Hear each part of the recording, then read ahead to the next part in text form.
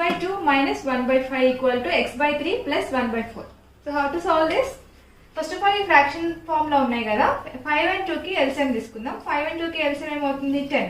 Okay, so ఈ 10 2 table 5 times divide అవుతుంది కాబట్టి ఆ 5 తోటి న్యూమరేటర్ మల్టిప్లై చేద్దాం. 5 into x is 5x. Next ఈ 10 5 టేబుల్ 2 టైమ్స్ డివైడ్ అవుతుంది కాబట్టి ఆ 2 తోటి న్యూమరేటర్ మల్టిప్లై చేయండి. 2 1s are 2.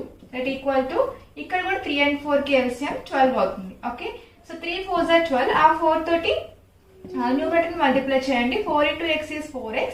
4 3s are 12. ఈ 3 తోటి న్యూమరేటర్ మల్టిప్లై చేయండి. Plus 3 into 1 is 3.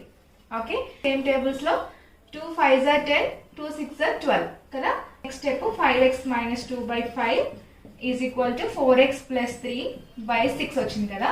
ఈ డినామినేటర్ ఇటు సైడ్ తీసుకెళ్తే మల్టిప్లై అవుతుంది, ఇది ఇటు సైడ్ తీసుకెళ్తే మల్టిప్లై అవుతుంది. So 6 into 5x minus 2